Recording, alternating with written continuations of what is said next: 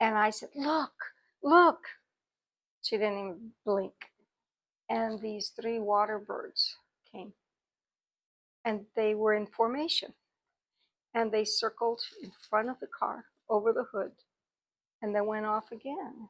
And I thought, maybe I'm in an area where there's a lot of water birds. I never saw them again. In my mind and in my soul, I feel that they were the despedida, that my 3 queridos that had died had taken the form of those water birds to come give me the goodbye. So that's my connection with the water birds, my most, I guess, significant story with the water birds. But always, water birds are a symbol of hope. They're a symbol of wisdom. They know how to go where we need to go. The story of Yanawana connects to a search for water, and the birds represent um, the life. They're like the phoenix. They're the part of us that goes on. All water is connected, and so growing up, working in the fields, and understanding, I understand, not necessarily understanding the irrigation systems, but knowing the significance of water to the work that we were doing, and its necessity, as well as the significance of water to when we were dying of thirst in the fields and there was no water to be had, and seeing people collapse from lack of water. And so all of those elements are certainly present in my experience in my 83 plus years. No, 82, almost 83. So all of those dimensions are part of my history before coming here. 2 ducks just came and made themselves at home in our yard. And they became our pets in the sense that we fed them and cared for them. But they weren't pets. They roamed free. We didn't cage them. We didn't limit them to areas. We didn't even have a fence. And that was early in my marriage when my children were young. But there was a point where my husband and I realized that, we didn't really give this creature what it deserved. And we felt compelled to take him to the lake where he could be around others, around those that were like him. Just having that release of letting them go, whether it's in death or whether it was releasing them literally, it helped not just in learning how to let go of familial relatives that, grow away and become distant, but also the feelings that come with that, all the feelings that one holds inside, and you tend to let them grow and fester in just to be able to correlate that with growth and knowing that you're able to do that, to let go and still feel that love and still keep those memories and still treasure all the things that took place within a different span of time.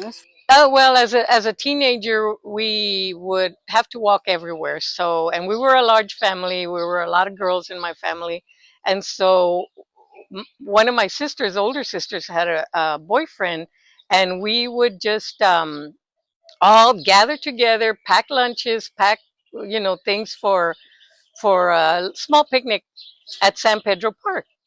And so, but a lot of times we couldn't even afford the entry into the swimming pool at San Pedro. But back then, the water, I think it's the San Antonio River, was flowing strong and hard, and so that was our swimming hole. And that's what I recall of San Pedro. I remember also like walking around certain parts of the park that would just be, you could, there's water there, and I remember questioning, where is this water coming from?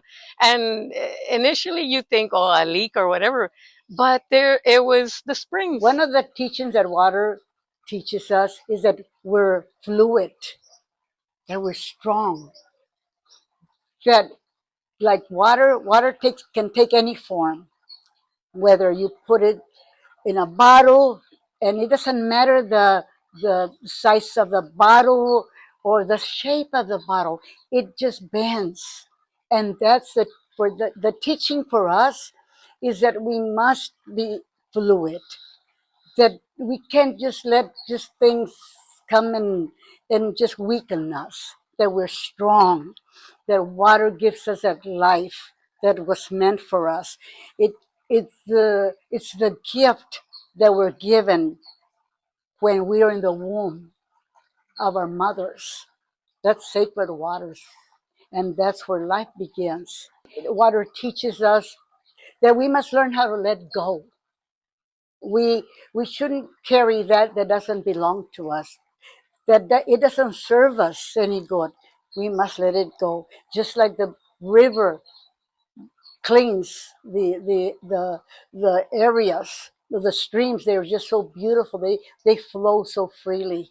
And that's how that's the way we should learn from the water, of how to just let go and be good to ourselves, to love ourselves, to just know that we were meant to be here, that the Creator sent us here to love each other, to connect.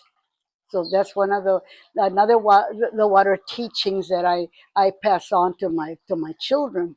That we have to respect the water. We have to teach our children to respect the water, because water, again, I've said, it's medicine.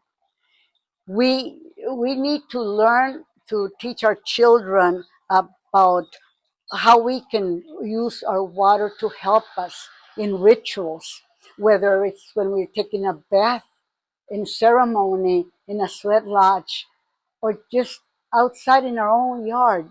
That water is for us to bless ourselves. It's cleansing, it rejuvenates us, it lifts our spirits. Water is just our, our healer, it's a healer. Whether you use it in the sweat lodge or you make it in a tea, water will always be our healer.